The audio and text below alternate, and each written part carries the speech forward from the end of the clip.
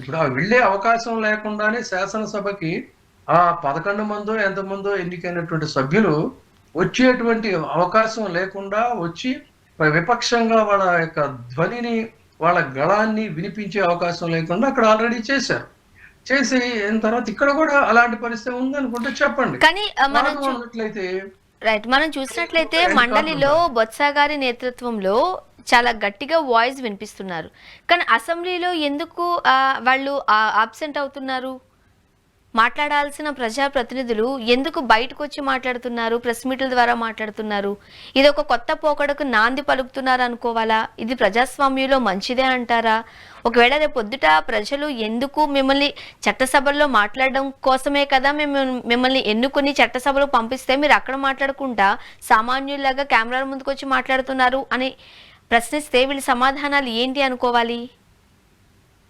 ఇక్కడ సభ అనేటువంటిది సజావుగా సాగితే సభా సంప్రదాయాల్ని సజావుగా నిర్వర్తించేటువంటి అవకాశం ఉంటే ఖచ్చితంగా వెళతారు.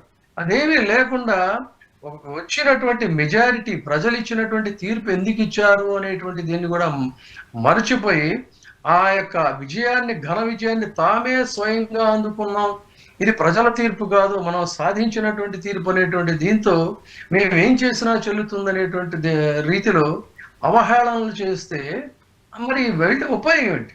ఎందుకోసం వెళ్తాం? అక్కడ చర్చించడం కోసం వెళ్తారు. మరి చర్చించేటువంటి అవకాశం ఉందా? ఆ చర్చించే అవకాశం ఇస్తున్నారా? లేదు అంటే హెక్కలు చేయటం, నోటికొచ్చినట్టు మాట్లాడటం. తర్వాత ఏంటంటే అసలు వాళ్ళు ఏ స్థానంలో ఉన్నారనేటువంటిది తమ స్థాయి, తమ స్థానం కూడా మరిచిపోయి అవతల వాళ్ళ వ్యక్తులకి కనీస మర్యాద అనేటువంటిది లేకుండా ప్రవర్తిస్తున్నప్పుడు వెళ్ళి ఉపయోగం ఏంటి? తర్వాత ఇంకొకటి, అందులో ఇది వాళ్ళు అడిగేటువంటి లాజిక్ కూడా కరెక్ట్ లాజిక్ కాదు.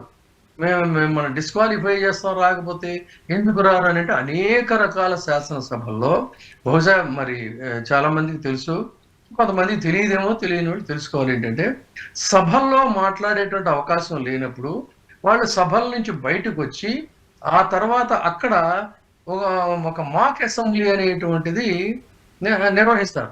ఆ మాక్ అసెంబ్లీ నిర్వహించి తాము సభలో ఏమైతే మాట్లాడాలని అనుకుంటున్నామో అవన్నీ కూడా అక్కడ మాట్లాడేవాళ్ళు. ఇంచుమించు అదే రీతిలో సభకి వెళ్ళేటువంటి అవకాశం లేదు కాబట్టి మేము మీడియా ప్రతినిధులు ముందే మీరే మాకు ఇది ఇదే సభ అనుకొని మాట్లాడుతూ ఉన్నారు. అది ఒక ప్రక్రియ, అది ఒక పోకడ. తర్వాత అసలు సభలో అడుగుపెట్టే పరిస్థితే లేనప్పుడు ఈ సభకు మళ్ళీ నేను రాను అని చెప్పని భీష్మించుకున్నటువంటి సందర్భాలు ఉన్నాయి. ఇట్లా దానికి లోకేష్ గారు చెప్తాను, మా నాన్నగారు 2 సంవత్సరాలు వెళ్ళారు.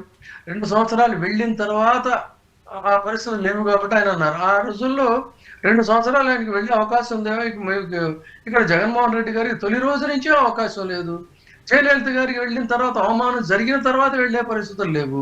సో ఆధునిక రాజకీయాల్లో రాజకీయ పోకడలు అనేటువంటివి మారిపోయి గౌరవం, సంస్కృతి, సంప్రదాయాలు అనేటువంటివి మంటగలిసిపోయినప్పుడు సహజంగా ఇలాంటివన్నీ కూడా కొంగొత్త ప్రక్రియలు అనేటువంటివి పుట్టుకొస్తూ ఉంటాయి.